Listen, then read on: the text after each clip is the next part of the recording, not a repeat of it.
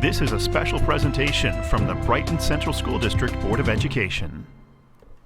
Good evening, everyone, and welcome to the Brighton Central School District Board of Education Business Meeting and Strategic Planning Workshop Public Hearing of November 17th, 2020. Please take note that the Board of Education of the Brighton Central School District, in response to the continuing emergency circumstances caused by the COVID-19 pandemic and consistent with the New York State Governor's executive orders, is conducting its scheduled public hearing and meeting of November 17th, 2020, beginning here at 5 p.m. and to be held via Zoom and broadcast via our Zoom webinar through our Facebook account and our website. The public wishing to offer public comments. We offer the opportunity for public participation at every meeting. If you are joining us for this meeting here at 5 p.m. and wish to make a comment or a statement, we will ask you to go to the chat feature at the lower portion of your screen to put in your name and your address, and we will call on you in a few moments when we get to the public participation section. In addition to that opportunity during public participation, any members of the public are welcome to contact the board or the superintendent directly via email or telephone. Our email addresses and all of our contact information are on the website.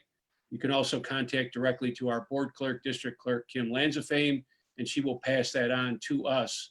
We will get back to you with an answer to your question, and we welcome that opportunity also. So at this point in time then, I will offer the opportunity for public participation, but I do remind everyone also that we are meeting early this evening, obviously at 5 p.m. At 7 p.m., we have a community forum scheduled.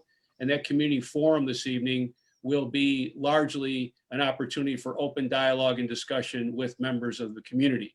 We will begin with a short summary by Dr. McGowan as to a few pertinent issues, but then we will open it up for broad community conversation there also. So in addition to any comments you may have right now, we will offer that opportunity at 7 p.m. live again. So. Are there any members of the public, Dr. McGowan, signed in to speak at this point in time? There are not, Mr. Kaganovich. We're probably all waiting till 7 p.m., I would say. Okay, thank you very much. Ben, Kim, I'm gonna let you know ahead of time, we are gonna slightly amend the agenda this evening. So I'm going to ask for a motion to approve our agenda, amend it as follows.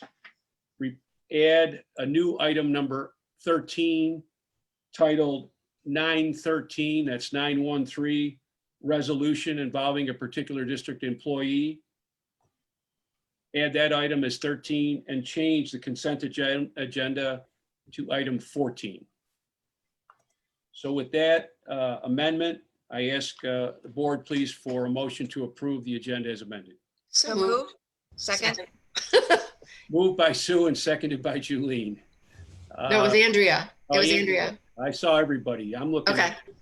You're all muted. I'm looking at lips moving. So Andrea and Julene. All in favor? Aye. Aye. Any opposed? Thank you very much. The agenda is approved, 7 in favor, none opposed. A motion please for approval of minutes from our October 27th, 2020 business meeting. So moved. Second. Moved by Sue and seconded by Larry. Does anyone have any corrections, additions, or deletions for those minutes? In that case, all in favor? Aye. Aye. Any opposed? Thank you. That motion carries 7 in favor and none opposed. Next up this evening, it's another special evening in a number of ways. One of those is the opportunity for us to recognize those receiving the Brighton Believers Awards. So at this point in time, I will turn it over to Dr. Hall to begin that presentation. I'm going to start that off. Okay, I'm sorry. Okay, Dr. no, that's all right, no problem.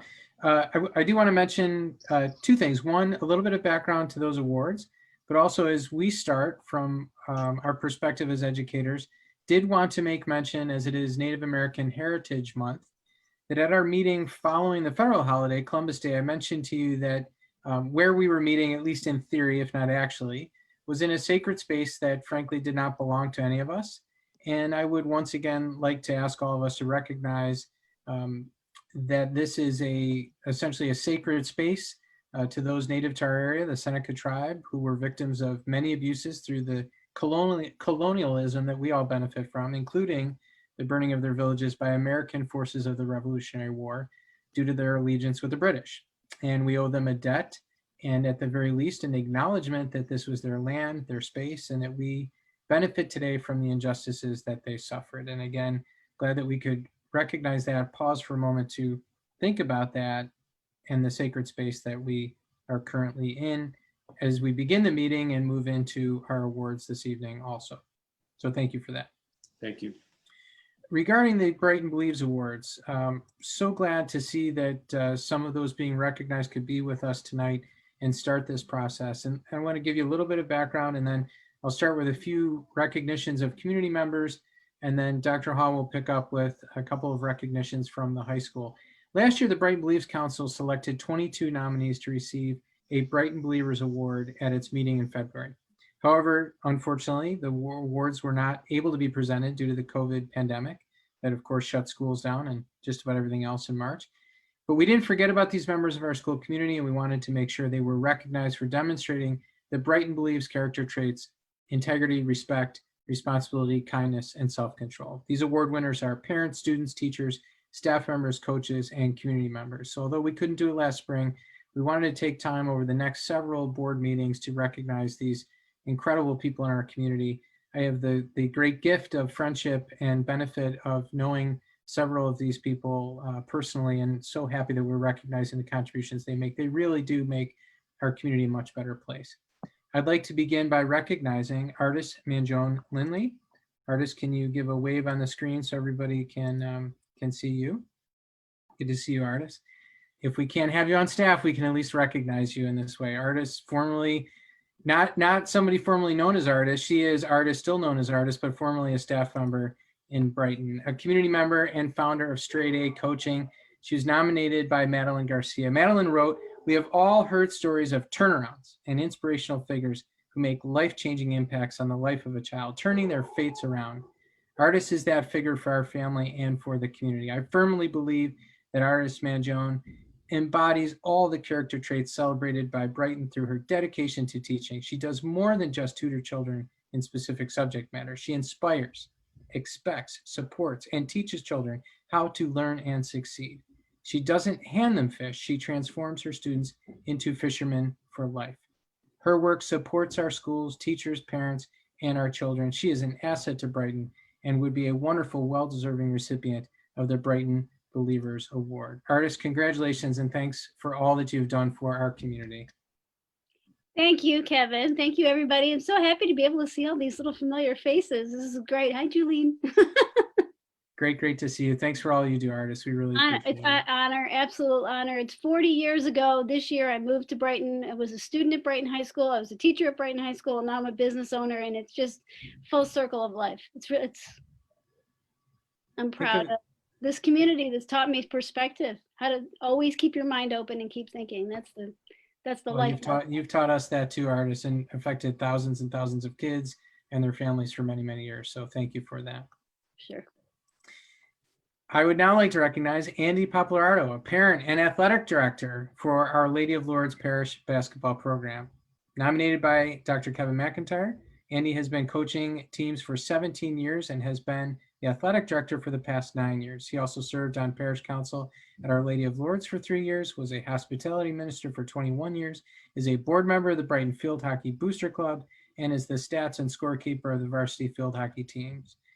Dr. McIntyre wrote, "He always makes a point of accepting all comers from the Brighton community and even beyond to play on the Lourdes teams. He strongly promotes the concepts of teamwork and sportsmanship with insistence on equal playing time for all participants, respect for other teams and referees, and an emphasis on children growing as individuals and having fun. He should probably receive an award just for having to track me down to get the equipment back at the end of the season or the rosters in on time at the beginning." Andy, congratulations and thanks so much for all you've done for our kids for so many years and making it such a great experience for any kids in Brighton to participate in such a great program. Oh, thank you for the honor, Kevin. I appreciate that. Thank you so much. And as one of my coaches, you know what the program is like, and I'm glad I've been able to keep it going. Kevin, I see you on here. Thank you so much for the nomination. I really appreciate that. And I'm glad it, unfortunately this year we don't have a program, but I'm hoping that it can come back next fall and be just as strong and, just serve as many kids as we can. Like Kevin says, I think I want all the kids to have an opportunity to play. I don't care, I just want the kids to be able to have something to do. And, the program has been a good program for years. I think we have kids, Kevin, I think this year we had, 140 kids last year in the program from third grade all the way up through high school. So, it gives kids something to do in the winter time. And I think it's, without the school support, we wouldn't have a program. I owe a lot of debt to you and the school district because you guys provide all the facilities for us to use. So thank you. And thank you, Kevin McIntyre, for nominating me. I really appreciate it.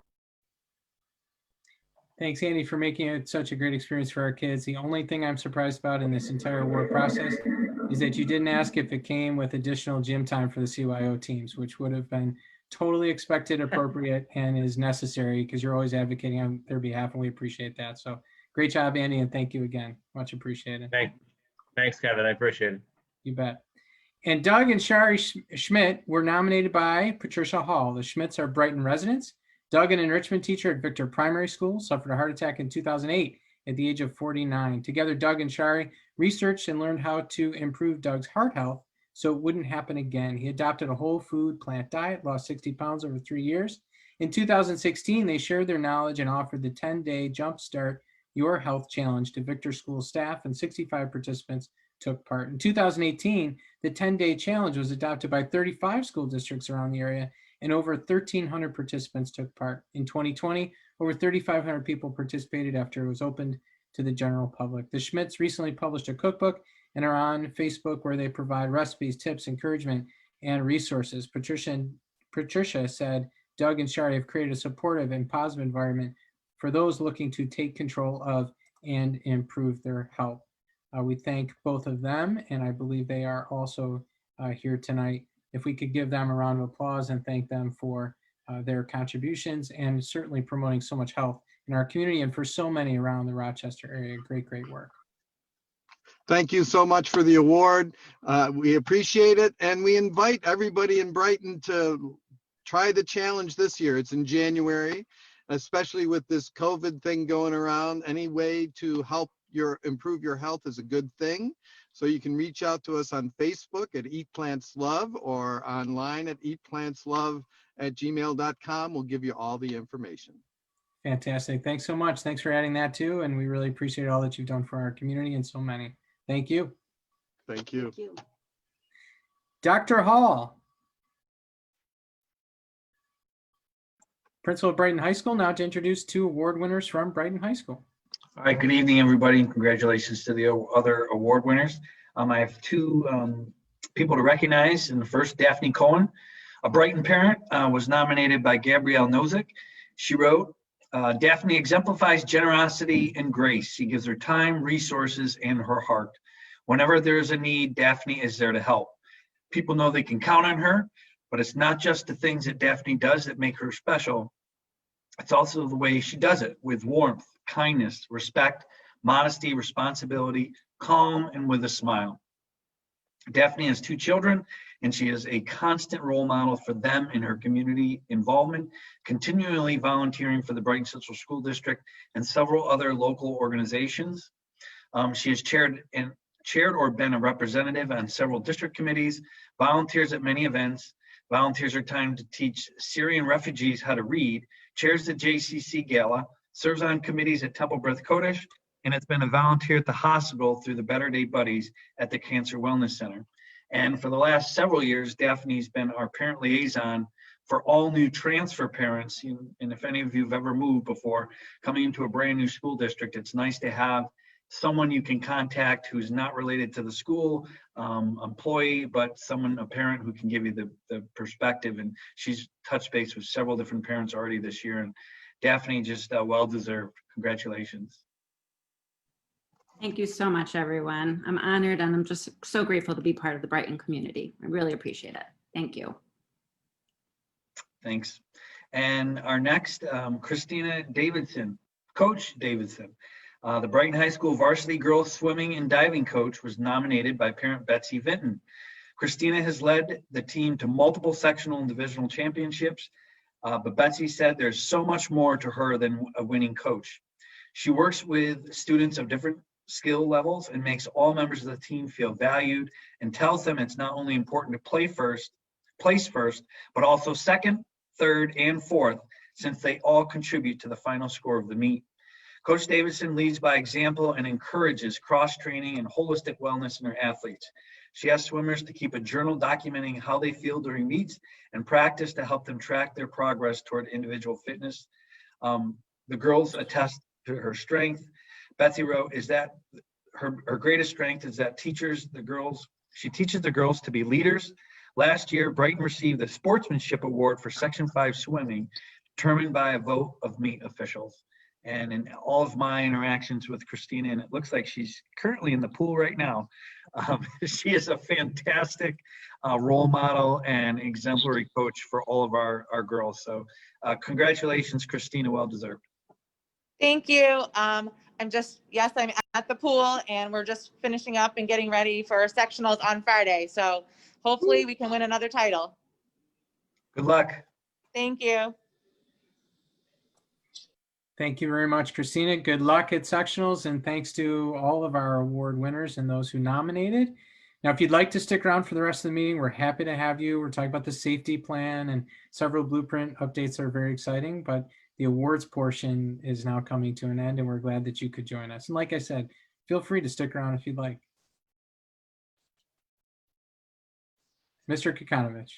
Thank you very much, Dr. McGowan. And again, on behalf of the Board of Education, congratulations to all of our award winners, if you will, those receiving recognition, true Brighton believers. And thank you so much. We appreciate all that you have done and will continue to do. So thank you so much from the board. Moving on tonight, we do have next item is item agenda number 6. And this is a required public hearing, presentation and public hearing on the 2020-2021 district safety plan. All New York State school districts are required to hold this, update this, and Mr. Alamo will explain more about that. So I'll turn it over to Lou.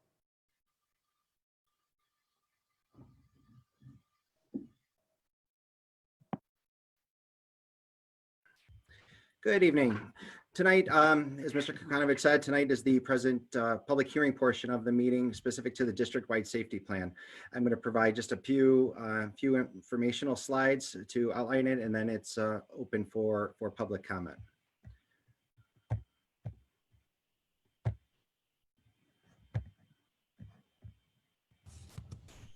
Sorry about that. All right, so this presentation is required. It's going to speak specifically to the district-wide school safety plan. The SAVE legislation, as you can see here, requires it with a number of other information to be presented for the school. We do not present publicly the building level emergency response plans, although that's where we spend a lot of our time as building teams preparing those. This is the overarching plan that's comprised of the following or it's developed considering the following guiding principles. The state has really done a nice job outlining the templates and checklists for the district-wide plan. So the guiding principles are providing a comprehensive overview of the district's plan, going from early prevention through crisis response. And we go through each of those in the upcoming slides, what that means and the types of programs that the district has adopted. These plans should be widely disseminated to the community. They have been presented to the district-wide safety committee, which had the opportunity for feedback and participation in that. Certainly that's comprised of our first responders within the community. And again, everyone has a chance to weigh in and make sure that any stakeholder plan or responsibility is accounted for in this. Clearly defining the roles and responsibilities and continually reviewed and remain current. Again, this is the overarching plan, so there's not a ton of specificity in here like there is at the building level plans that are maintained by the schools at the school building level. So the format of the district-wide safety plan is, these are the sections: the risk reduction, the prevention and intervention. Section 3 is the response, the recovery, the annual review, and then information is included in the appendices, excuse me. So the risk reduction, prevention, and intervention outlines the training requirements that the district undergoes on an annual basis, a de-escalation training for our mental health staff, teachers, paraprofessionals, security, warning signals for violence, preventative program, nonviolent conflict resolution. Certainly restorative practices is a huge district initiative and has been for the last couple of years. Mediation, mentoring, social skill development, character education, the whole concept of Brighton Believes and those attributes are part of that. And then other tactics that are included in the plan are reporting tools, the most important of which is our Safe Schools helpline that allows for information to be shared with building administrators and acted on timely as a preventative tool. Then we have the response. So we identify what's the equipment and supplies that are necessary, the notification and activation of the emergency response systems. And again, those are much more detailed at the building level plans, as well as the incident command systems that are outlined in each of the buildings. Who's the incident commander, the alternate incident commander, liaison officer, all of those roles and responsibilities are defined, at the building level plan. We have the recovery, post-event actions and responsibilities. Those are outlined here. Again, they're much more in-depth at the building level plans, but the district level safety plan, district-wide safety plan provides those overarching approach to those action items. And then what's also disclosed in the district-wide safety plan is the safety committee representatives.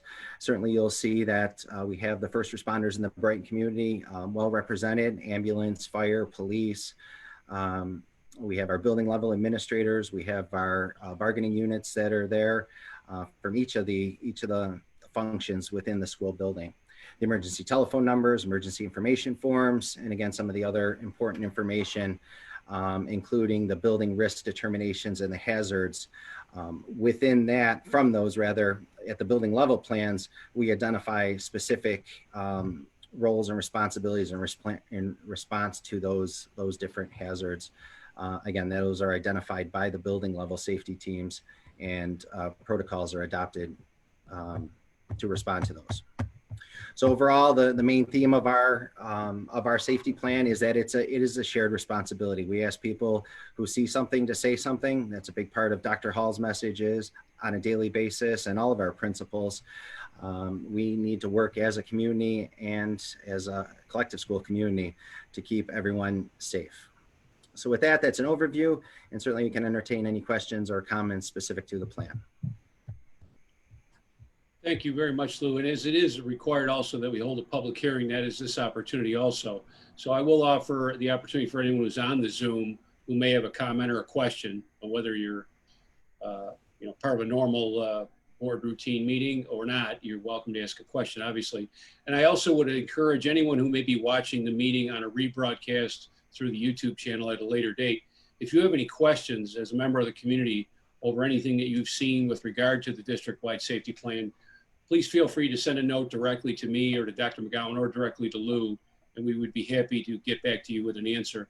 I will tell you, as the board representative to the district-wide safety committee, we meet 3 to 4 times a year. We've had one meeting thus far that was outstanding, and getting an update from every building and every sector as to planning for COVID operation, that was just outstanding and really showed all of the work that's gone into in addition to all the safety factors that you see laid out in the required plan, specifically to the COVID operation that we've been able to do and our people have been able to get done since March and April, really moving forward is just phenomenal. And my appreciation, the appreciation of the board to everybody on that. But it's important work. We take it very seriously. The district-wide committee has everyone at the table, including community first responders. We take it very, very seriously, and our people work very hard at it. So I will add that item to that. Does anyone have any questions of Lou or any particular comment on what you've just seen? All right, then, with hearing nothing further at this point in time, I will ask please for a motion from the board for approval of the plan as presented by Lou. So moved. Second. Moved by Larry, seconded by Karen. Any questions or comments from the board? All in favor? Aye. Any opposed? Thank you. That's 7 in favor and none opposed. Thank you very much. Next up tonight, we do have blueprint updates for the community and for the board. Dr. McGowan, do you have any particular order that you? No, I think Dr. Baker is going to get us started. Am I correct, Okay. Dr. Baker?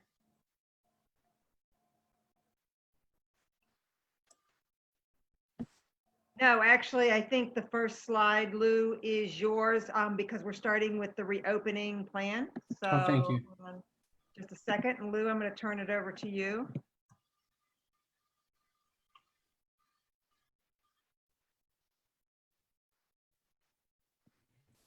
Sorry, I was following your mouse, Debbie, instead of mine to unmute myself. Okay. So a part different from prior years, our blueprint, plan considered our reopening school in light of the pandemic. So I'm just going to briefly go over. Dr. McGowan has gone over these items in community forums and in public forums. I just want to quickly address each of the areas of consideration for the reopening plan. PPE, we began planning for PPE and compiling different types, masks, face shields, gloves, hand sanitizer. We began stockpiling that in the spring. We used some year-end surplus to be able to provide for that. And I think we've been able to respond to school stakeholder needs in that regard. Just the other day, we were working with our teacher of the deaf, who was asking for a specific face mask for students with hearing impairments. So we were able to accommodate that. And again, we're trying to be as responsive as we can to programmatic needs to provide for a safe learning environment. One of the things that was a big consideration in the planning was space configurations. Again, one of the two parameters that were put forth by the state was maintaining 6 feet social distancing and masking. So the 6 feet social distancing is ultimately what led to our adoption of a hybrid learning model. We did not have the space to be able to spread out for all students to be 6 feet. We did not have the staff to be able to accommodate that. And even if we did for one day, if there was any bit of absenteeism, we would have needed to consolidate those classrooms. And that's not what we would have presented to our parent and school community. The cleaning, we adopted all the CDC recommending cleaning protocols. John Novelli, Rob Luce, Dave Luce, Kevin Rollins have done an amazing job. They were all trained to be COVID compliant cleaners, went through an 8-hour training program for that. And just our buildings and grounds cleaning team have done an amazing job stepping up, doing all the extras, again, to maintain a safe environment. Rob Luce, Mike Congelli, and Chris Labuti took the HVAC systems, did training with that, tried to understand what the risks were related to our HVAC systems, air filtration. We've adapted and adjusted our systems to have constant fresh air flowing into our instructional spaces. And we've taken all the precautions recommended by our mechanical engineers. Transportation, we did ask the community to consider parent transport to help reduce our numbers and create social distancing. That has worked out well. We have very low numbers on our buses. In fact, we probably have capacity to begin adding spaces if it's a hardship for our parents. Our drivers have been excellent about maintaining protocols, enforcing the masking on the buses, just done a really nice job. We've invested in the Zuno product, and we spray our buses on a monthly basis with that microbial layer of disinfectant. That's proven to be effective. Our food service operations, again, we were designing space configurations with there, how kids are going through the lines. Our principals did an excellent job with that. We invested in a pre-ordering system, software where parents could pre-order. We could have the meals kitted and ready for kids as they come through the line, again, to prevent congregation and backups in the lines. And security supervision, that's been a challenge, especially at the high school with the flex periods and the consolidation of flex. So Dr. Hall and his team has done an amazing job partnering with our security to make sure that kids are socially distanced and properly supervised. And most recently, we've been working on the COVID testing administration and what that looks like. We had testing for the first day today. Nate Merritt has done an outstanding job in coordinating that with Betsy and Deanna. Betsy Balling, excuse me, and Deanna Spagnola. Just a great team effort in understanding what the requirements are and executing that today. We had 185 tests that were conducted today. I think it was, several hours of testing, but zero results today, zero positive cases. So great effort by the team to get that up and running to ensure that, or to help ensure that we can stay in school. So with that, I'll turn it back over to Debbie. Yep. So picking up on the instructional side of the house, as far as where we are with regards to our reopening plans, Lou had mentioned, one of the big decision points that we had to contemplate over the summer was what type of schedule that would we be adhering to. And we started the year, as parents will know, in both offering a hybrid as well as a fully remote. We've just passed the 10-week mark, and which parents had the option of flipping the model that their children were participating in. We had a few flips, if you will, per building. I would say anywhere between 5 and 10. One of the nice things was, ironically or not, or coincidentally, the flips were almost even. So students who were in hybrid flipped to remote, and then vice versa, which was very helpful for us when we started to think about our section loads, in particular, our in-house instruction, knowing that we couldn't surpass our building and room accommodations with regards to COVID limits. And we'll be offering that again at the 5-week, and again, hoping that everybody is actively involved in their learning. As far as curriculum instruction and assessment, you may recall that I mentioned in the spring, our teachers worked very hard at prioritizing the curriculum. We went into the fall knowing that there was absolutely no way that we were going to be able to teach, nor were our students going to be able to learn the amount of content and develop the amount of skill that they would under typical circumstances when we were in the building. And this wasn't just Brighton, a Brighton phenomenon, but rather what we were learning from the research. And so with that, we prioritized our curriculum. Right now, our teachers are continuing to meet to do that. A lot of the work that we did early in the spring, we're past the first unit of study, we're past the second unit of study. So this is really looking at what we're teaching on a year-long basis to make sure that we're teaching what's really important and what's going to get our kids ready for the next grade. Our teachers are continuing to learn instructional strategies, particularly those for online. How do we keep kids engaged? How do we make sure that they are actively involved in their learning? And then that also encompasses assessments. The traditional multiple choice test that we might be taking in a classroom setting, in a face-to-face situation, doesn't always work in an online setting. And so our teachers are continually looking for ways to assess students and their learning to make sure that learning is occurring. As far as our support services are involved, special education, again, offering those services as well as English as a new language and AIS services, starting to tweak some of the schedules, making sure that our students get the services that are not only regulatory for them, but also that will best meet their needs. And some of that means that we bringing in some students 4 days a week, other students 2 days a week, but then providing those services in a remote setting or online for sure. Social emotional needs, I'm actually going to table because I know Betsy's going to be talking about this pretty extensively in the next few minutes. So, and she'll talk about what we're doing to address our students' social emotional needs. And then last, we really needed to think about our digital equity and what was happening within our buildings, in particular, our students' access to the appropriate technology. We learned in the spring that when we had over 500 students request devices of the district, that this is going to be an ongoing need. It became a more important of a need this fall when we were expecting our students, we were providing them with synchronous instruction. So in the spring, where you might have siblings who were sharing devices across a household, we knew that that wasn't going to be possible. And so we've loaned out as many devices now, but I think more importantly, what we did was we opened up the opportunity to actually purchase enough devices for all of our students K-12.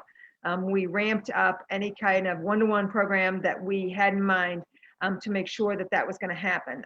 As you would expect, though, supply chains sort of got in the way. So we just this past week have finished distributing devices to all 6th and 7th graders who didn't have them, along with our already 8th through 12th graders who had them.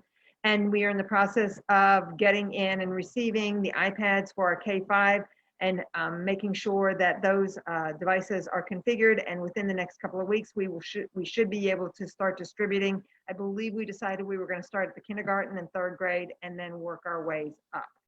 So with that, I'm just, before we move into the blueprint updates, I'm going to ask if anyone has any questions about the reopening and what's happened this first 10 weeks.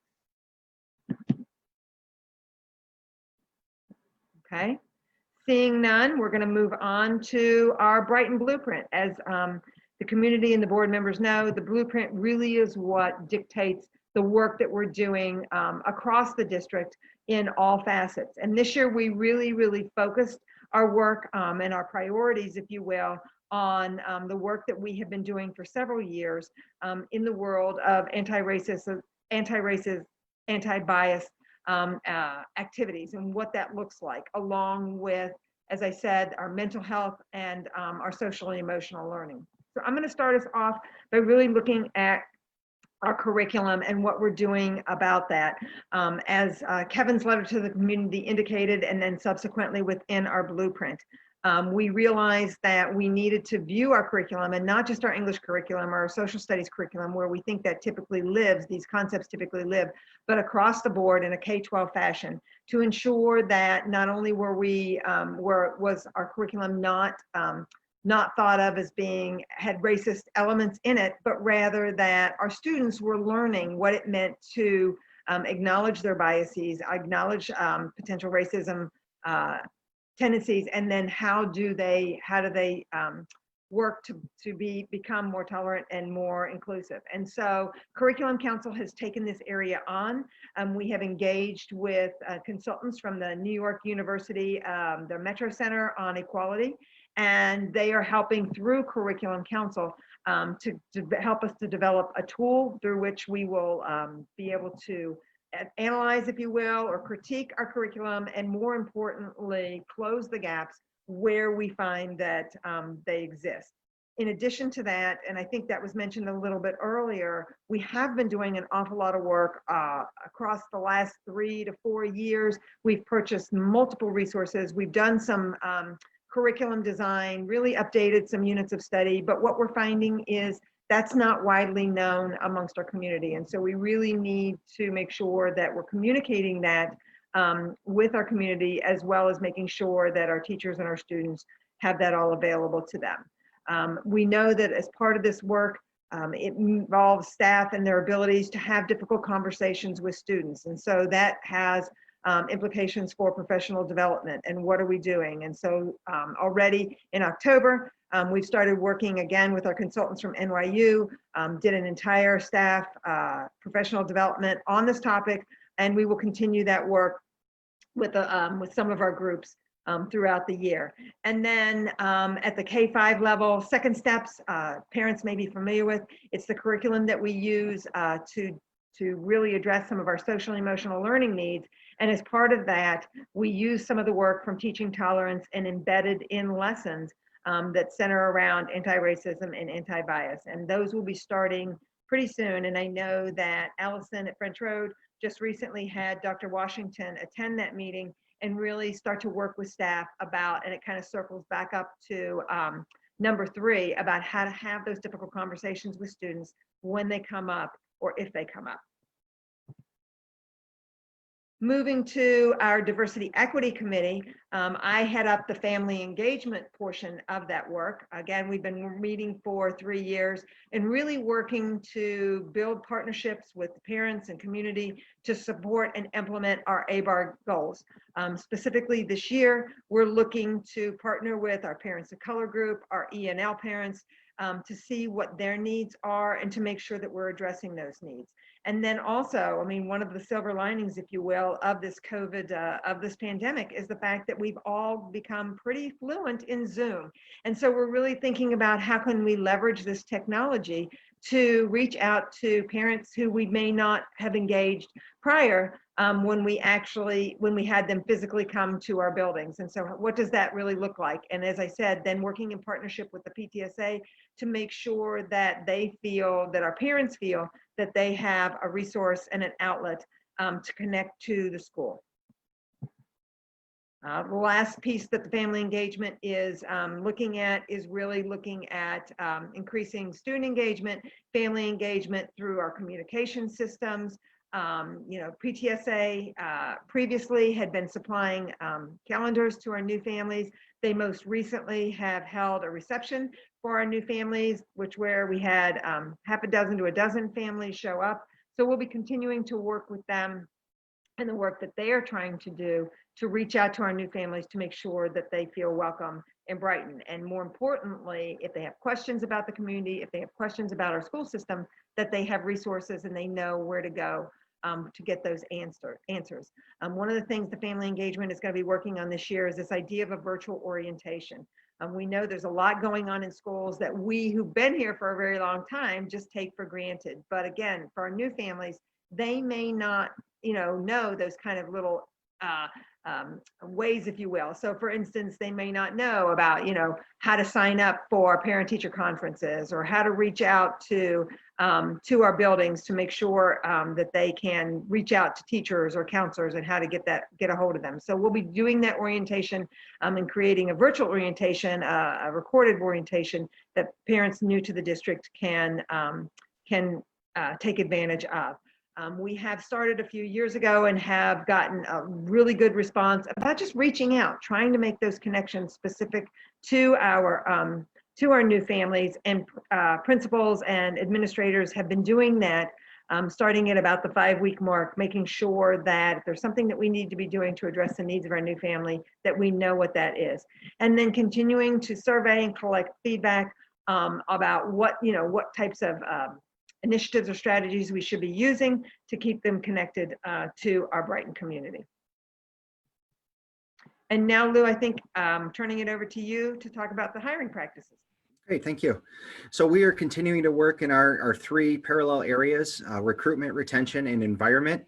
On the recruitment side of it, we are and continue to execute the recruiting playbook that we developed over the last couple of years, diversifying our candidate pool, diversifying candidates that have gone to committee, and then certainly our hiring of more diverse candidates, teachers and administrators to better reflect and mirror our student populations.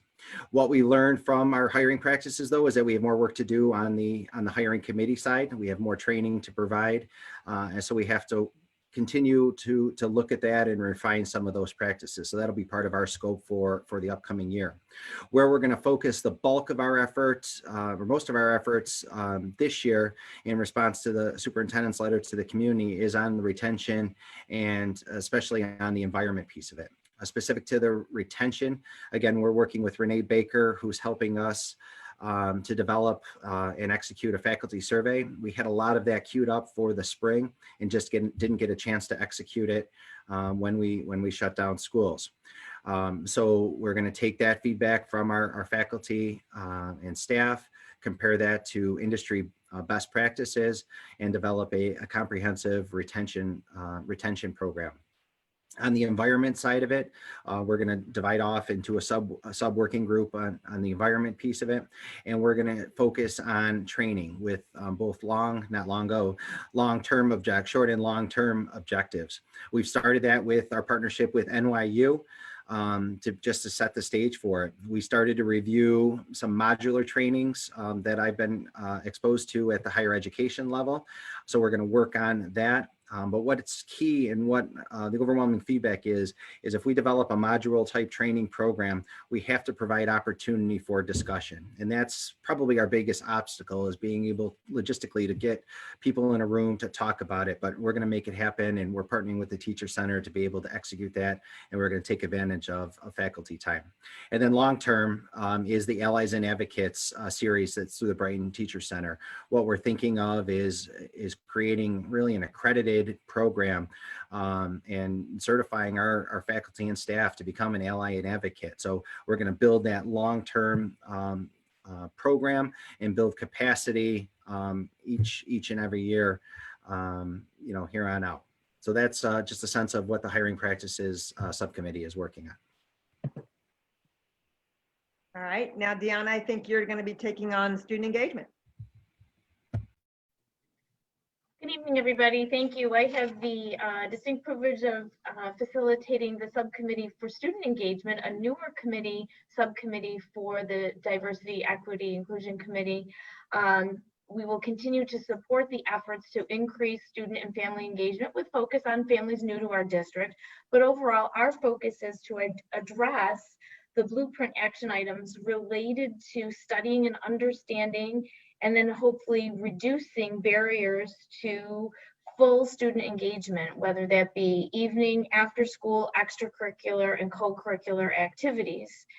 We're going to be, it was a wonderful large subcommittee group that met back in October, over 25 members on that particular committee, which was exciting. We had the opportunity to share some statements, make some assumptions, and ask some great questions, which I'll share in a few moments. Our goals are to take a look at extracurricular data this year, particularly beginning at grade 3 student participation data. That's when many of our extracurricular, co-curricular activities do formally begin. Also exploring how we can continue to promote and communicate our clubs and activities. This is also not only because of our virtual environment right now, but how we can look at increasing interest, engagement, participation, and reaching out even when we're not in this remote learning environment that we're in, whether that hybrid or remote, but that we're continuing to offer those opportunities and to increase the interest in those activities, which is action item number 4, which may include some creation of videos. The name of a club may not necessarily pique a student's interest, but so they can actually see what that might look like and what that involves, and really hear from students themselves about what joining that club or that activity may mean for them. So the committee together has decided to take a look at creating and implementing a survey to start to identify some of the barriers, as I referenced before, what might be getting in the way of students participating. And I just wanted to share some of the statements and questions and wonderings that were shared at our committee meeting last month. A parent shared that sometimes students is it possible that they're denied access to activities that could actually have a positive impact on academic achievement? Do we have any instances when students might be discouraged or denied that opportunity? Another parent shared, if a student tends to be shy or introverted, how do we tap into those interests? How do we reach out to those students? Can we take a look at the data and disaggregate that and identifying what does the diversity look like within that club, within that activity? Do we have more people participating in the morning activities, evening activities, etc.? Just because we start a club, do we make the assumption that all students can actually attend and access that?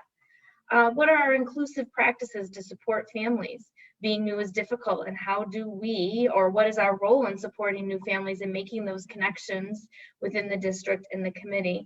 And then ultimately, how will we as a committee know that we've accomplished or achieved our goal, and what contributions will we have made to our students, families, and to the community? It's an exciting group to work with. Everyone was very engaged and had great ideas, and I'm looking forward to the implementation of that survey and what we discover from that. So now, speaking of student engagement in another way, I'm going to turn it over to Betsy, who is going to speak about restorative practices and the mental health and wellness in our district. Hi, good evening, everyone. I'm glad to be here with all of you and have the opportunity to update you on where we are in the district with restorative practices and also with mental health supports. So there are 3 primary areas in which we want to continue to utilize restorative practices this year: discipline practices, mental health, and also social emotional learning. And as you'll recall, we built a great deal of momentum with the restorative practices last year after working with partners in restorative initiatives and eventually training the entire faculty and staff on a fall superintendent's conference day. In terms of discipline, the goal is to have all teachers trained in restorative practices. And this can happen through working with the Teacher Center to provide training to new faculty.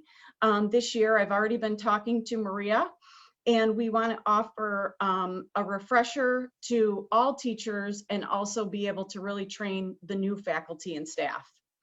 Another goal is to have all faculty and staff really understand restorative practices and why we are using it.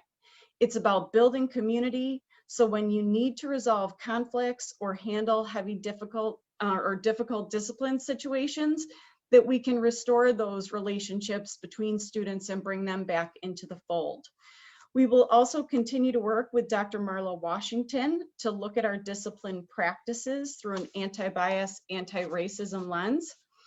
And then we want to continue to develop parents' understanding of the purpose and intent of restorative practices. What we found during our blueprint session is that the parents didn't really know how often we were using restorative practices and exactly what it was. And so we want to make sure that we get that out there to them. Okay, next slide. So in terms of supporting mental health with restorative practices, I have to say I continue to be grateful that we went through this whole process with Peary. I think it has served us really well as we've went into the pandemic last year. We want to continue to utilize community building circles across the district to build community in classrooms and also among our faculty and staff. Some examples of how this is being used are in morning meetings for kids. We can use a circle format for meetings with our staff, and it can also be used as check-ins at the beginning of classes. And I think that's been really helpful for teachers. We want to continue to provide communication to families about the ways in which restorative practices are being utilized across the different buildings. And we want to continue to utilize the building level committees. Each building has a restorative practices committee, whether it's as a standalone or as part of their wellness committee, to promote restorative practices and continue to build on our internal capacity. We've been so lucky to have people trained, fortunate I should say, to have people trained, so many staff, and now they are starting to teach others. Next slide, please. So we also want to start utilizing social emotional learning, or SEL practices. And social emotional learning is the process through which children and adults understand and manage emotions, they set and achieve positive goals, they feel and show empathy for others, they establish and maintain positive relationships, and they also make responsible decisions. And what we know is that schools that practice SEL tend to have learning communities that are positive and accepting, and where students and adults are able to work together to reach goals. We have been working with Mary Beth Elko from BCSD, and she actually worked with our faculty to kick off the school year, gave them some strategies, and it's just another tool in the toolbox for how we can work together to create these cohesive learning communities. Next slide. So moving on to mental health and wellness, I oversee the district wellness committee, and I have to say I'm very, very excited about this and what we have going on this year. The first thing that we're going to be doing is reviewing the district wellness policy. That's a policy that has to be reviewed every 3 years, and I can't believe we're already at that point. Nate Merritt and Nicole Vandermeed are the ones that did the review of the policy, but then we take a look at it in greater depth at the committee. And the second thing on here is what I'm really, really excited about. Our district committee is creating a wellness suite of resources that will be able to be found on the district website. So in our search for how can we support people, I was able to find, actually it came to me through Nicole Vandermeed, through a school in Indiana. They had this amazing resource, and we talked about it and said, I think we could do something very similar. So I didn't want to take all the credit for that. Most of my best ideas are stolen. And it's a compilation of resources to support students, family, and staff. It will be user-friendly and easily accessible. And if all goes according to plan, we want to share it initially at a special PTSA meeting on December 16th. And at this meeting, the PTSA has reached out and asked if some of our mental health staff from across the district could offer some support to our families, because what people are noticing right now is that their children have been going through so many different things through this pandemic. They continue to have some struggles, and parents don't know exactly how to support them. So we are going to call on our experts, and we're going to be able to support them. We are very blessed to have an amazing mental health staff, and we're really looking forward to that opportunity. And the next slide, please. And then we have our mental health steering committee. This is the committee that supports overarching mental health for our district. This year, of course, we are focusing on restorative practices, social emotional learning. We are going to have a subcommittee from this committee talk about our trauma, illness, and grief team, and we are going to look at the different practices that we use, make sure that we have everything the way that we want it in case we have to deal with some sort of a tragedy that will, they eventually come up during the year, and we want to be ready for that, but we need to make sure that we're really airtight in that and that we're all on the same page. Our mental health steering committee also supports the building level wellness committees. And I know that our wellness committees are very busy right now and very active, especially in supporting our staff needs. And then we also use this committee to vet new ideas to support mental health efforts in the district. Second Step is something that has come out of this. And of course, that's a great program that we use. Co-Vitality we used a few years ago, and then anything else that comes up during the year that sounds like something that we want to explore, we look at through this committee. So I just want to tell everybody, I'm really proud of our mental health staff. They have been working incredibly hard to support students during this really difficult time, and we're really blessed to have the people in our district that we do.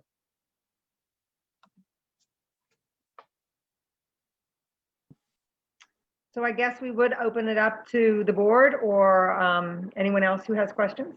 We do have one more portion of this, and it's a financial update as well. Budget outlook from Lou fits into just generally the overall concept of where we are relative to now and our planning going forward. Certainly has an impact on our ability to fulfill our blueprint objectives in the future.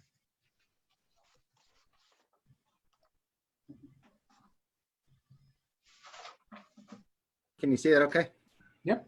Okay, great, thanks. So just quickly going over where we are in the budget development process and providing an outlook for what sets the stage to begin to develop plans, what we just learned about in the blueprint. So this is a visual that we provide for every year, we show every year that Kevin usually speaks to, and this is where we are in the budget development process. So there's the financial review of the results, and then there's the programmatic review of the results, looking at the needs and identifying issues, a lot of which you just heard, kind of an outline of the work for this year going along the surrounding the blueprint planning.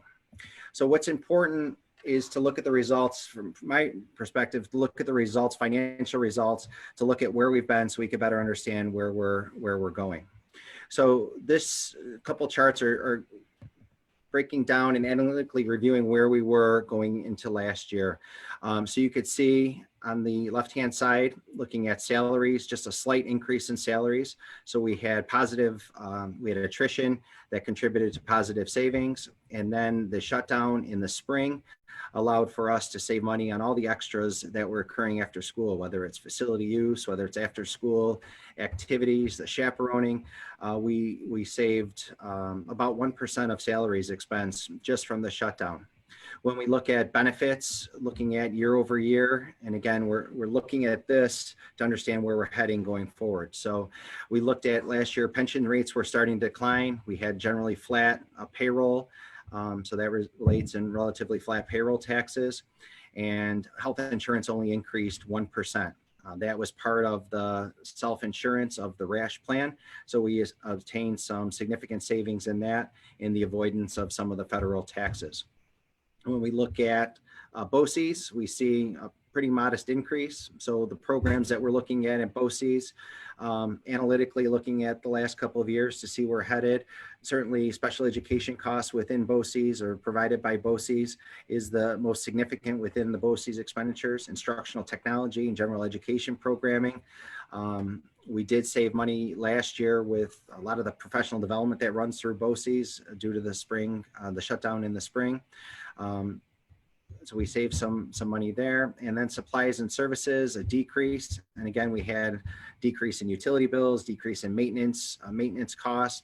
Contract transportation was significantly less when we ended the contract once school was shut for the remainder of the year. And then transfers and other supplies, again, going down partly because of the capital contributions were less this year, or last year rather, than going next year. Then looking at the financial recap, looking at our budget to actual results, what we provide, and we provide to the Board of Education on a monthly basis, this chart showing where we are and where we're realizing surpluses. So again, you see salaries and wages compared to prior years, surplus in those areas was significantly greater. Again, because of the shutdown and the savings and some of the positive attrition that we had there. Employee benefits, relatively tightly budgeted going into last year. BOCES, and then other supplies and services, again, those utilities, the contract transportation, wherever there was savings associated with the shutdown. So what did we do with that money? That's the next most important question. So we look at our pie chart, and I'm sorry if you hear banging, my kids are jumping around upstairs. So what we look at is what we did with that money. So you can see the biggest part of our savings account continues to be in capital. So that's preparing us for stability long-term in our capital project. We put more money into retirement. Again, anticipating that pension rates are going to start to increase. We wanted to set money aside there to stabilize the impact on the tax levy and smooth out some of those increases that we expect going forward. We maintain $2.6 million of appropriated fund balance. Again, the board has been very disciplined about maintaining that line item, again, with the goal of stability and trying to marry that $2.6 million with the inherent risk provisions that are included in the operating budget. Some of the other significant increases, obviously unemployment costs, we put more money there to protect the district against what we foresee as a spike in those. Going forward, should reductions have to be made in the upcoming budgets. Tax tertiary, those are actual claims. There was a couple $100,000 claim for the Eastbrook Lane condominiums that we paid this coming week. So we set the money aside anticipating that liability coming. Insurance, we put more money in our insurance reserve this year because of liabilities and pending litigation.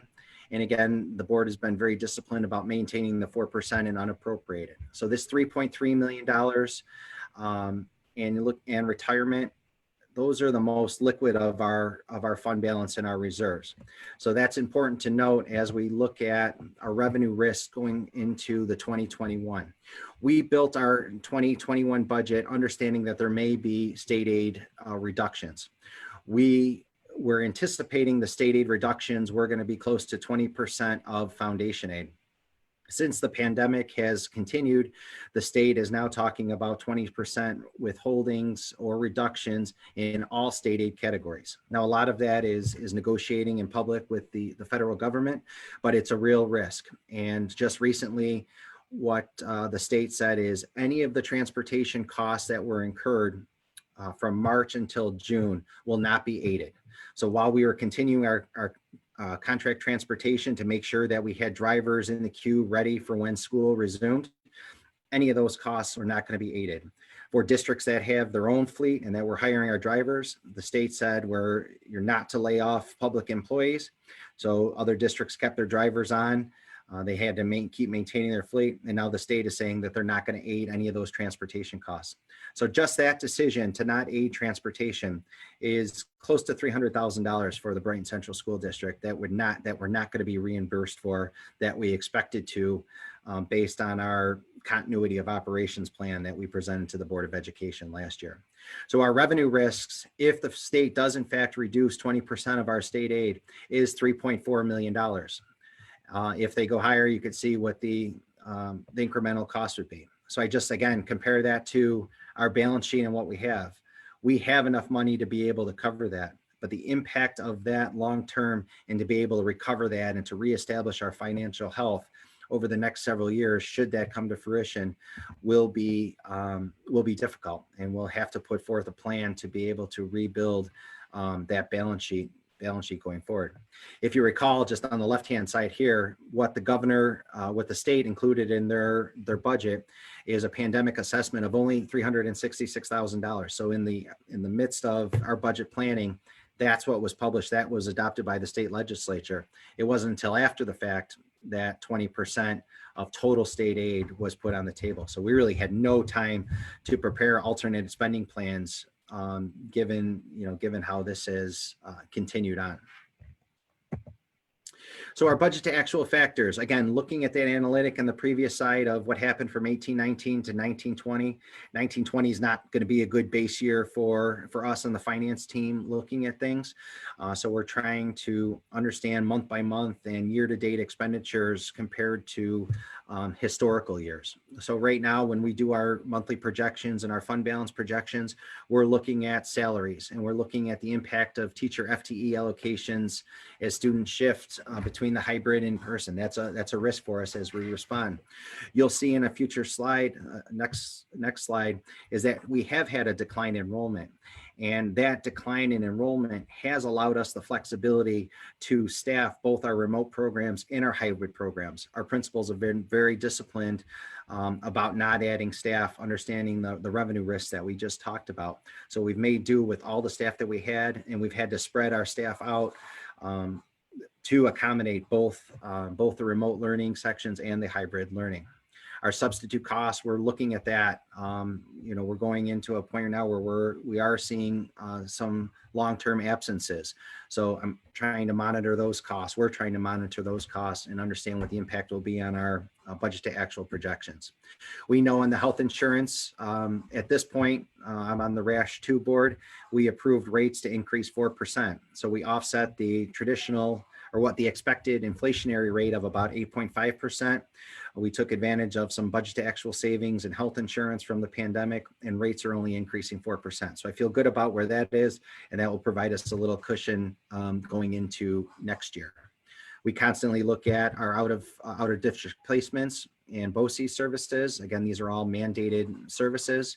We're looking at the impact of the pandemic on PPE and cleaning expenditures. We are spending a lot more on product. We are spending a lot more on protective equipment. So we're monitoring that. We were able to carry over some funds to help protect that, but it's a point of monitoring. And then the building level budgets. We're looking at how the building principals are managing their budgets to accommodate the hybrid learning program and the remote learning programs. So that's a point of monitoring throughout the course of this year. Just quickly, I talked about our enrollment projections. Generally, historically, they're pretty accurate. You'll see that on the left-hand side, the projection to actual and where we are. The biggest impact has been at kindergarten. So we saw that the hybrid learning program, with that, we saw a lot of families that went to private schools that were at 5 days a week. We do expect them to come back in the future. And we are at this point planning for building a staffing plan for full day kindergarten. So when you flip over to the right, then you look at kindergarten, we're expecting an increase going in next year. And if we go to full day K, you can see that increase will carry through to levels that we were probably in the previous 5 years. So what we're looking at as far as considerations, trends, and assumptions, certainly salaries and wages, over 75% of our budget. Looking at that, looking at our contracts, looking at minimum wage has stabilized now, so we know where that is, and we're just accounting for contractual rate adjustments. Health insurance, the medical trend is at 8.5%. So while we're going to realize some savings this year with the 4%, in 22, we're going to go back to re-estimating that the 8.5%. BCSD services is going to be tight. BCSD's programs right now, because of the hybrid, are operating at a loss in some programs. So there is a risk of mid-year rate adjustments that will carry through into the next year. So we'll be looking at that closely, and Deanna Spagnola and her team will be cognizant of that as they're looking at things. Debt service, we'll talk about that in the next slide. We are stabilizing in that. Equipment, zero-based budgeting, and we'll hold the line on things that are necessary to maintain program or health and safety type items. So what I was talking about quickly with the capital is the impact on the levy of the 2017 project. This year we had the heavy lift and it begins to stabilize going into the next year once building aid starts flowing in 21-22. So it'll be important to close out the capital project in September of 2021 so we can get that aid flowing as quickly as possible. Tax cap, you could see where we were with the capital exclusion, the $1 million increase. This is what we had to lift to get into our base levy. Next year, we have stability in our exclusions. So you have the $1.2 million and the $1 million, those net in the tax cap calculation. So we should be looking at about 2.7% in as a tax cap increase going into next year. And again, factors being even stabilized with pilots, for instance, we should have some predictable stability in our property tax cap. So obviously the next steps, we're going to continue to monitor each month. We look at our budget to actual and update our forecasts and financial position. Those will be considered as we build the budget. Really, we've only closed out September at this point. We're analyzing October now, and next month we'll have a good sense of how we're ending in at least the first quarter of 2021. And then we'll be going into the next phase of the budget development, where we'll be designing plans, and then certainly the board will be looking at the financial capabilities. Sorry that was long, but it's a lot easier for me to talk numbers. Thank you very much, Lou, Debbie, Deanna, and Betsy. Really appreciate all of those updates and giving everybody in the community a really good handle on where we're at right now, what's been done, and what's coming up also. So thanks to the board for the opportunity to present those. Thank you very much, Dr. McGowan. Thank you, everybody. You know, I think one of the takeaways I think from the board's perspective is, first of all, our continued thanks. You know, first of all, it's not a case of school being open. Learning and teaching is always open. Buildings are open right now, and we hope that that can continue. But if it doesn't, we still will be teaching and learning. So nothing will be closed. Let's keep that in mind always when we speak. But the effort that's been made by everyone, every single employee of the district and those that have been involved in this since last spring is phenomenal. And what we've been able to do to keep kids and teachers together, teaching and learning, is just incredible.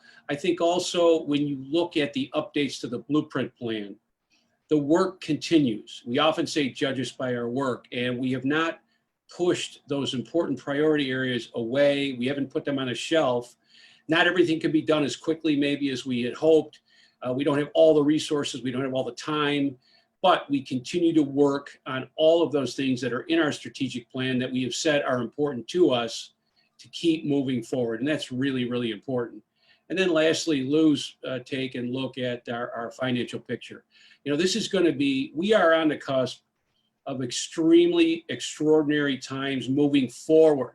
So we certainly are right now, but as we move forward post-pandemic, and if we allow ourselves to think about that a little bit, how teaching and learning will look around New York State will be very different. I think it will not be exactly the same at all. In some ways it will, but in a lot of ways it won't. But financially, we are going to be in a really difficult situation around New York State for the next few years. The state situation, the federal situation in terms of monies, funding, our own ability to raise local revenue, and how we spend our money. It's going to be a challenge, but we've planned for it. We have great leadership. We have great people, you know, running this, driving this train every single day, and we really are appreciative of that. And just looking at the planning that goes into place that extends beyond the period of time that we are in right now. And I think that's so important that we have that ability to look down the road and keep our eye on the future and on the planning. So thank you to everybody that is actively ongoing and participating. And I know how difficult it is to sustain what we're doing, but we're going to make it work, and we'll do everything that we can to help all of you do that. So thank you very much. Thank you. Moving on now to our report section this evening. hoping for a light here to help show us the end of the tunnel. We welcome Stella in our student report. Hi, everyone.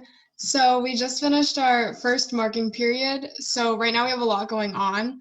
And on behalf of the students, we're all just doing our best to stay organized and safe during a difficult time. We're currently deciding on our new mascot. So we're meeting on Wednesday with representatives from each grade. We're gonna have a couple of Zoom meetings to try and figure that out. So I'm super excited for that. We're also finishing sports seasons with sectionals right now. Clubs have been starting online, which is definitely very different, but we're very grateful that we can meet in a safe way. I've seen some I've seen some increases in club attendance because sometimes I think it's easier to just join a Zoom call than it is to actually stay after school. So that's one benefit. We're also starting Student Senate in a few weeks, which is a great opportunity for students to voice their opinions to the school. We've been struggling a little bit with Link Crew since we don't have group planning sessions and leaders have often been missing, but we're all just doing our best. And I think it's still helpful to the freshmen that are part of that program. We've been doing one flex period for a couple weeks now, which has been working really well for students because it gives us more opportunities to see our teachers for help. And I don't think the designated flex areas like the gym and the cafeteria, I don't think they've been overcrowded or unsafe, which is a great thing. We have our new Wednesday schedule that we're trying out tomorrow with shortened periods and a later 9:50 start, which the students are obviously not going to complain about. And hopefully that will ease the burden on teachers and give them more planning time. And we're all just super excited to have a safe Thanksgiving break. We're grateful for our teachers and the administration for all their support. Thank you. Thank you very much, Stella, and we do appreciate your input, and thank you for joining in and bringing us a look inside Brighton High School from a student's perspective. We need that every meeting, so thank you so much. Our Board of Education Standing Committee reports, because of the way that our Board of Education meeting schedule worked this year, our last meeting was also a business meeting, so we did report out on a number of our committees. Our standing committees for labor relations and information exchange have not met since that. They both meet tomorrow. And as our group knows now, Monroe County School Boards Association has moved all of our program meetings to virtual meetings. We have talked about that with the group for a while. Attendance was pretty good, but I think there was an increasing concern over meeting in groups, and then with the yellow zone designation for our area. So tomorrow, I believe labor relations is at noon and information exchange is at 4 or 4:30. Julene, yes, right? Information exchange is at 4 o'clock tomorrow. 4 o'clock. Okay, so, and it just makes more, we've talked about that amongst our group, and I've conveyed our thoughts to leadership that, as Stella mentioned, and we all know from our world, it's much easier to join into anything that's virtual, and when you can. And I mean, we do miss those personal interactions, but so that I think programming for School Boards Association for the foreseeable future now is going to be on the Zoom. Legislative Committee did meet on November 4th. We did meet in person. That meeting was a special meeting in that our regents, Norwood and Regent Brown, were in attendance, and we had a great conversation with them. They are very accessible to us. They have always been through School Boards Association, and they took questions and answers. They both, those of you that know them both, they each have many things to say and often can go on tangents, each of them. But they really did stress that within SED and within the Board of Regents, continuing teaching and learning in any fashion possible during the pandemic and moving forward to whatever it is we're going to move through here was of the utmost priority to SED, so that they re-emphasized that. They also discussed the very difficult circumstances with regard to financing for public education in New York State and funding from the state, and the hopes for another stimulus package coming from the federal government. that would include state, local, and school district funding. Regent Norwood, who's a very interesting individual, those of you that know him well, he did talk about sort of a three-pronged challenge right now, the public health crisis, but also the economic crisis caused by the pandemic, and then the racial and social injustice crisis in all of our communities. So he noted that the regents have talked quite a bit about the price that children and families are really paying for all of these three coming at once, and that he does worry, and some of the regents have had conversations about Albany being preoccupied with the pandemic piece and sort of neglecting on the needs of public education and serving children and families. So we continue to remind them, as all of you know, through all of our contacts with the governor's people. So anyway, that was a great conversation. We have a couple of things that are coming up. The legislative committee is going to meet, and likely now it'll be a virtual meeting of some sort, but they're working on putting it together. Once the election in New York State, all the absentee ballots are counted. Those are in progress of being counted right now in Monroe County, I think around the state absentees.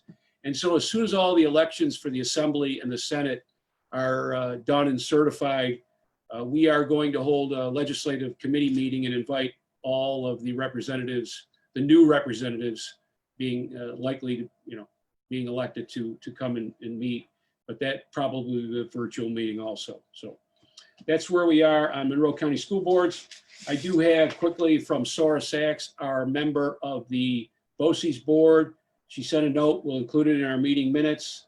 She mentioned that at BOCES, they've had a handful of staff that tested positive. Contact tracing led that to activities outside of school, which is one of the things that Dr. McGowan will talk about, I know in his report, and then later tonight. It's one of the things that we do know from contact tracing, that schools are about the safest place teachers and kids can be right now. So, we'll get into that a little further as far as testing regimen and all that. Creekside School had to close for a short while, and then BOCES is subject to the 20% testing, just like all the rest of us. They're revising a number of policies. They've also been reviewing the Data Privacy Education Law 2D. We've talked about that previously. And they're also working on and updating their professional learning plan for faculty and staff. So Sora and Marv send their wishes to all of us for the best Thanksgiving that we can virtually celebrate, and stay safe, everybody. Other board member reports. Board members, anything that anybody would like to report out on as far as other individual activity or activities that you've been involved with since the last time we reported out? Anybody? Mark, I would just add that I had the chance to meet with Lou and campus construction around some challenges we'll continue to face. Kudos to John Novelli and Principal Tappan and that team for all we're doing over at Council Rock. While it looks great, there's a ton of work going on behind the scenes to sort of keep everything within budget constraints, as you might imagine, for schools with construction of some sort going on in all of them all the time, keeping track of everything. Lou and that team have done an admirable job. I think I say this every meeting, but it cannot be overemphasized. The buildings team is doing an outstanding job representing our interests, representing the kids' interests, and staying on top of a bunch of different things. They've saved us money, and they are constantly looking out for us and being proactive. So huge kudos to John, Rob, Luce, and that entire team. We have a lot of challenges ahead, and we have a lot more work yet to do. The schools and those projects are looking great, but there's a ton of work going on behind the scenes. And I'll say it this way, sometimes some sort of pseudo hand-to-hand combat with the contractors to make sure our interests are sort of held and preserved. So appreciation for Lou and that team as well, because it's constant and it's every day. Thank you very much, Larry. We all second that, and we thank you, and thank you for, again, bringing the construction committee work to us further. Anyone else have anything to add? Just quickly, Wellness is meeting tomorrow, and they've got some exciting things that they're working on. So I'll be able to report back next time. Fantastic. That's great. Thank you, Julie. We appreciate it. Karen, Mark and I both, all three of us attended the Curriculum Council last week with our presenter from NYU, Nakiba Washoop, who is just dynamic. Amazing. She's amazing. She sets my hair on fire. She really does. And you leave that meeting pretty energized. So I don't know if there's any more you want to talk about, Karen, but it's a great start to what we're doing on Curriculum Council. You know, I love that work on Curriculum Council. That's the committee that really inspires me the most when I think about the work that we do. And I love how the years of work that we've been doing there and on the Diversity and Equity Committee, they come together in streams. And so the work that Nakiba is going to lead us through, I think will just bring us to great places. I'm so excited about it. So thanks, Debbie, for the opportunity. Yeah, I think, Karen, I would add a great comment there. I think that what we all saw as members of that Curriculum Council was what Debbie and the entire leadership team and many of our teachers have been talking about since they began engaging with the NYU group. That was our first exposure, and we are going to do some more work with them and our consultants as just a board as we move forward, and it was fantastic. And she is a dynamic, passionate individual that was clear from get-go. And one of the things I think is where we are in this work, all encompassing all the DEI work that is been with us for so long, we're getting to a point now where we're really building and broadening and deepening these resources that we have available to us, people to call on, people to utilize, and resource materials that are good materials, deep and rich materials, not just check the box stuff. And so thank you to everybody who's worked to bring all that to us. And it was one of our better, I mean, I think everybody left that Curriculum Council meeting in that same vein, right? Yeah, so thank you. Any other board members with anything further right at the moment? Okay, then hearing and seeing none, we'll continue to move on to our additional reports on our Brighton Teachers Association report. Nicole. Hello, everybody. How are you? Holding strong. It's a short report because it's not so long since our last meeting, our last business meeting. So I'll start with some at Council Rock. Many classes learned about elections, and Mrs. Baker and Mrs. Files, who are remote first grade teachers, they actually voted, their two classes voted on books that they felt were the most representative of teaching about elections. So they read Ducks for President and Grace for President, and then each class voted. And they're all virtual, so each class voted, and then they tallied the number. So it was sort of like when the Electoral College comes through, they do have a clear piece there. But they really had a great time with it, and they felt that the kids were very engaged and really learned a lot using it. In the extended studies that Andrea Yaman and Judy Wegman are doing, where they're sending out enrichment to all students. For the first graders, they made a connection between Starry Night, so Vincent van Gogh's Starry Night, and Neil deGrasse Tyson. And they looked at Neil deGrasse Tyson and how he was inspired by Van Gogh. And it actually included a little picture of an artist there, an artist scientist. And they did many different things, but really concentrated on the habits of mind that Neil deGrasse Tyson used. So that was really nice for them.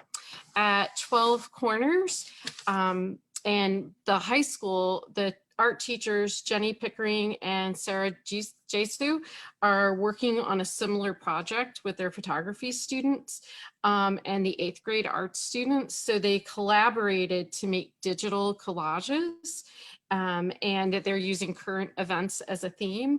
They have met together to critique each other's work and give feedback, and they just, their final compositions will come out, and I'm sure they'll share them with us, but they were really excited to have that collaborative piece.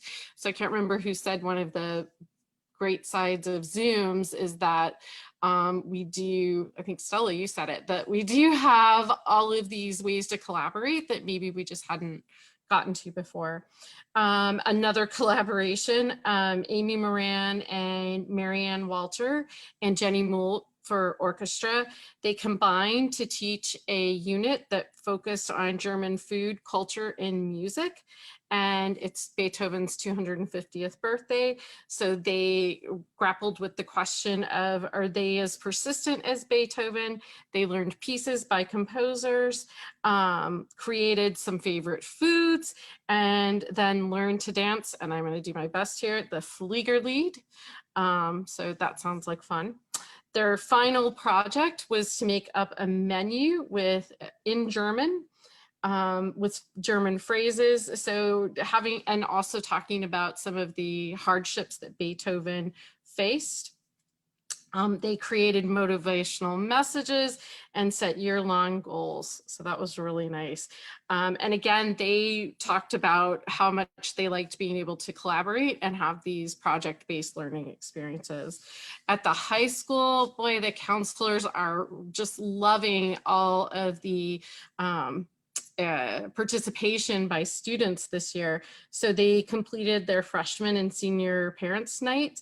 They've had amazing attendance because of the online format. They have college and career night, which is coming up in January, but they're already planning for that now. Sophomore seminars have started, where they're trying to think about their future career paths and what they might want to do. Seniors are working hard on their future plans despite COVID, and they are on target to match the same percentage of last year's class of having 50% of applications early decision. So that's pretty amazing. And she wanted to make sure that I said this underscores their discipline, focus, hard work, and use of supports during the most challenging semester of their school career. Keep up the good work. And that's what I have. Thank you so much, Nicole. We appreciate that. And, Thank you. We agree and underscore that too, their persistence. They continue to lead us, all of our students do. Our PTSA report, Eleanor.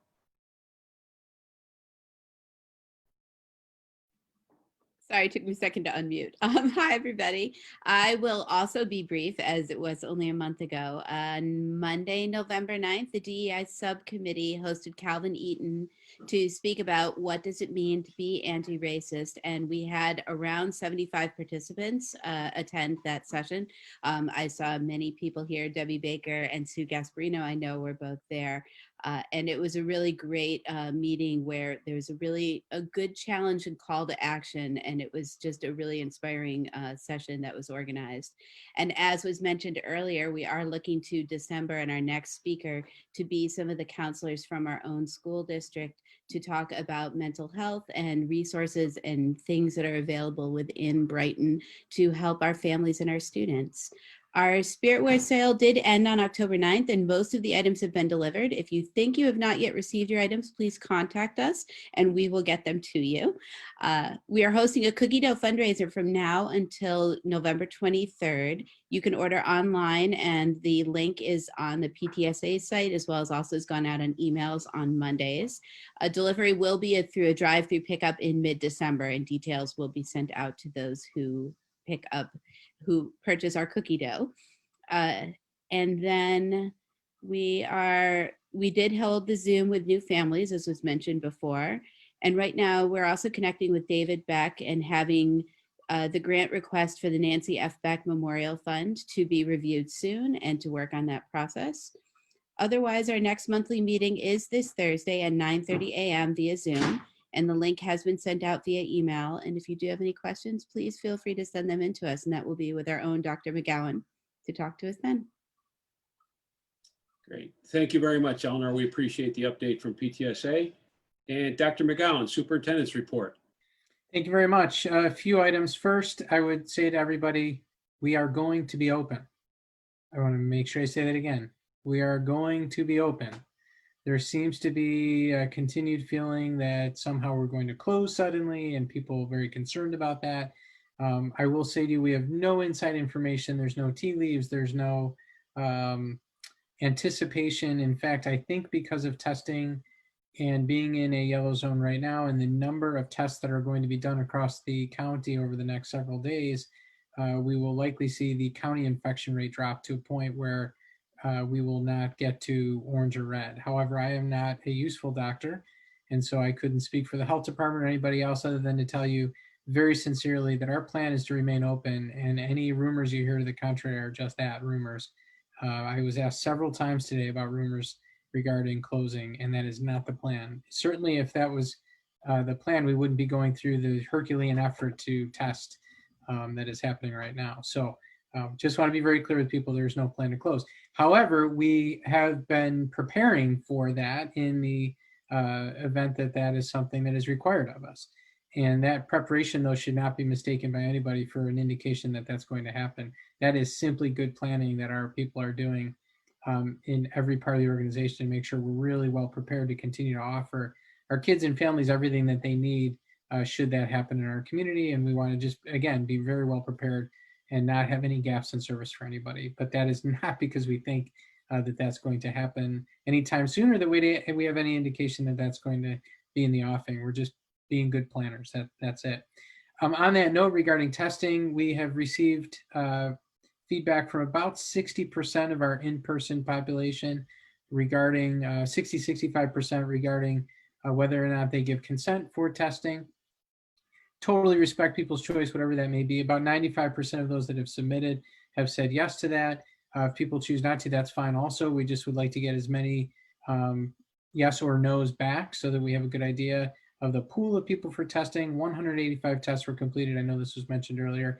The positive news was that there were 0 positive tests today, and we'll continue through the week. Very few positives coming up in other districts.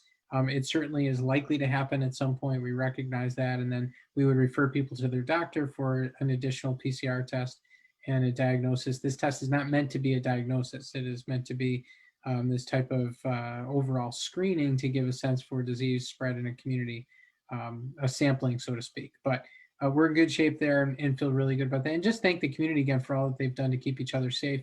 Masks, distance, hygiene, hand hygiene, and respiratory hygiene, and monitoring your symptoms. It's working. And again, to reiterate this point, there is not a single instance in Monroe County where it has been thought that there is a case that's been transmitted through a school. So for all the concern, rightfully so, coming back to school in August, and that's not to diminish anybody's concern, we're really excited about the idea that schools have been an exceptionally safe place for kids and the adults that inhabit them as well. Today is also School-Related Professionals Day, so when you get a chance to thank somebody who does so much behind the scenes and often in front of the scenes, whether that is a bus driver, whether that is a clerical staff member, a school nurse, a security guard, a food service worker, those whose professions are related to schoolwork and are the backbone of what we do and make sure that kids are safe and healthy. It's ironic we're talking about it in this context. Please thank them for their work. Our buildings and ground staff in that category as well. They've been so committed to the work here in school and making sure that it is a safe and healthy environment for our kids as well. And yes, Stella mentioned the mascot committee. We will be meeting tomorrow. 68 strong members of that group. We'll go through the feedback that was presented to us. We've boiled it down to 20 and maybe I'd say 22 with some derivations on a couple of the choices that were mentioned in the exchange. There are also some clear directives from our community around consistency in terms of our logo, our colors, the B, not creating a name that would ever be the lady whatever, of course, being a pretty pejorative way to approach that. We're not going to do that. A couple of those kinds of other pieces of feedback in the conversation. And ultimately, people wanted something exciting, energizing, not silly, not belittling, and not something that would subject them to ridicule on the athletic field or in the gym going forward. And so I want to keep those things in mind and looking forward to meeting with the group tomorrow. And yes, as was mentioned, for the middle school and the high school, new schedules starting tomorrow with slightly shorter periods, although I doubt that there will be a significant difference in terms of the substantiality of that period that kids are encountering, but we want to make sure we're respectful of the right amount of screen time for students, also balancing that with the need for our staff members to collaborate with each other and simply be able to every week make the right adjustments to keep their Monday, Tuesday group, their Thursday, Friday group, the A through L and through Z groups on the same page, and that Wednesday whole group. It really requires a tremendous amount of juggling, and we want to give people the right amount of time to be able to narrow their focus in the curriculum. It just will produce a better experience for kids as well. So we've made that slight adjustment. And it also benefits kids certainly who then can start their day a little bit later. We know that at the middle and high school level, that certainly is something that works also. So we start that tomorrow. Thanks to everybody. Great reports tonight. Appreciate that. Fantastic, Dr. McGowan. Thank you very much for the update, and much more to come when we start our forum a little bit later, I'm sure, on all those items. This evening then, a couple more items of business to take care of. We have a first read of a particular policy, and then we have second read and approvals of 3 different policies. So let's ask first, board members, please, a motion for approval of the first read of policy 3421, community relations, Title IX, and sex discrimination. So moved. Second. Moved by Andrea and seconded by Christina, correct? Yes. So as we have seen, this is a 19-page policy. It is a new required policy under federal Title IX legislation, sexual discrimination. The United States Department of Education, amended regulations around Title IX. This may likely change. Not that I have a crystal ball, but I could see us modifying this policy again in the not too distant future. But anyway, be that as it may, this policy change, it's a new policy, and it takes into account all of the current law and amends everything that we currently had in place. Also has been thoroughly reviewed internally by our folks to incorporate our own changes and our own updates. So that's specific to what it's for. Does anyone have any questions regarding that at this current time? Again, reminding it's a first read based on, if we do approve it, stays open. It will come back at a later date for a second read, and that at that time become approved as policy of the district. So does anyone have anything further to add to that? Then all in favor of first read? Aye. Aye. Aye. Any opposed? Thank you. That's 7 in favor and none opposed to first read on that policy. A motion, please, then, for approval, second read, policy 3520, community relations, extraordinary circumstances. So moved. Second. Moved by Karen, seconded by Larry. You'll recall we passed first read on this. This is a new policy to cover adjustments under the pandemic operations. They really are intended not specific to any law, but to reflect best practices and to allow when executive orders and the governor's marching orders change a number of issues that we currently operate under. So I don't have anything new further to this. To my knowledge, nothing new has been brought to us since the first read. Does anyone else have any question or comment on that? And all in favor? Aye. Aye. Any opposed? Thank you very much. That policy 3520, second read, is approved. 7 yes and none opposed. Motion, please, for approval of policy 6570 with regard to personnel and remote working. So moved. Second. And that was who moved that, Karen? Susan. Oh, Sue, I'm sorry. Sue, and seconded by Andrea. Andrea. Thank you very much. Again, this is was adopted first read already with regard to personnel and remote working. It's a new policy again, covering pandemic operations with regard to remote working. And again, nothing further has come forward since the first read. Does anyone else have any questions or comment on that? Then all in favor? Aye. Aye. Any opposed? Thank you. That motion then is approved. That second read is approved. 7 in favor and none opposed. Then a motion, please, for second read approval of policy 7150 under students and remote learning and the use of remote learning in the district. So moved. Second. Moved by Andrea and seconded by Karen.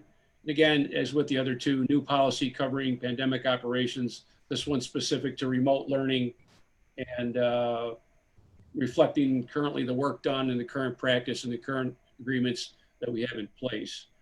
and again, reviewed internally and all good to go. I have got nothing further to add to that. Does anyone else have a question? I have a question on this one. So, and just, this might not be the place where we want to include it, but in reading through it, it definitely, makes a case for why we would go to remote learning. What concerns me a little bit is when all the chaos goes down again and we expect everyone to come back to school, do we need something in place that says when it's time to go back to school, you still can't opt to remote learn? I mean, at some point we're going to have to go back to in person, and there might be, families who say, well, we're still not comfortable, but at some point we have to draw the line. I'm just wondering, I mean, do we need language in there for this is in place for as long as the emergency is in place, but when the governor says, or when the district reopens, we can't accommodate remote learning forever for people who enjoy learning that way? Just a thought. That's a really good question, Sue. What I would say, though, is that it'll entirely depend on the direction that the governor gives us at that point. So in other words, we were required to offer remote learning, good, bad, or indifferent, whether we'd have chose to or not. It was simply a direction that we were given. But going forward, it wouldn't be by board policy, but it would be simply by what we are able to offer and from a budgetary perspective. So in other words, we don't have a board policy that would dictate foreign language in 6th grade. That becomes a budgetary decision whether we can offer a program or not. And our program is just what we are able to offer, not defined by policy. Okay, then that covers it. Okay. Yeah, and Sue, you had asked me a question earlier, and I took a look, and in this particular policy, there are a number of sentences that use the word may, first of all, and then if you combine it with the other two that we've added for pandemic operations and remote learning, I think we've covered those circumstances about our ability to make that decision, is what I would offer. Everybody's okay with that? Any other question or comment on that one? Then on policy 7150, all in favor? Aye. Aye. Any opposed? Thank you. Then that 7150 is second read is approved and adopted. 7 in favor and none opposed. Now we have a motion to approve the agreement between the Brighton School Nurses and the Brighton Central School District, please. So moved. Second. Moved by Karen, seconded by Larry. As you've seen, you have a copy of this. It's the 2-year agreement that was negotiated with our nursing staff, and pretty self-explanatory. Any further question or comment? Anybody have anything to ask of Lou? All right, then all in favor? Aye. Aye. Any opposed? Then that agreement is approved, 7 in favor and none opposed. Thank you. Agenda item number 13. This was the item that we had added to the agenda when we amended it earlier. A motion, please, for approval of a 913-913 resolution specific to an individual particular employee. So moved. Second. Moved by Julene, seconded by Andrea. All in favor? Aye. Aye. Aye. Any opposed? That resolution is approved, 7 in favor and none opposed. And then finally, this evening, we have our consent agenda. Motion to approve the consent agenda, please. So moved. Second. So moved by. It was me again. Ooh, Me and I'm sorry. Christina. I gotta watch and listen at the same time. I'm new. My voice isn't familiar yet. The second that I'm saying. All in favor? Aye. Any opposed? Thank you. Then we will be adjourning shortly. A quick item of business, Dr. McGowan. Do you want to wait and hold second executive session after the forum so we have more time?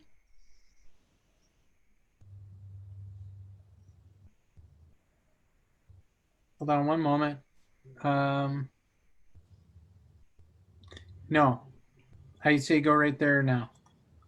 Okay, then I would ask for a motion to adjourn to executive session to discuss a particular employee. And for the board, there is a link in your OneNote and in your email for executive session 2, Zoom. And so we'll ask that for a second. We next meet on December 3rd. So our best wishes to everyone for a healthy and happy Thanksgiving. I'm not Governor Cuomo. I'm not coming to your house and counting. Stay safe, stay small, wear a mask, wash your hands, and we can get through this. It will keep schools in-person learning. So now a motion, please, to approve, to adjourn to executive session. So moved. Second. Moved by Karen, seconded by Larry. All in favor? Aye. Aye. Any opposed? We are adjourned. This has been a special presentation from the Brighton Central School District Board of Education.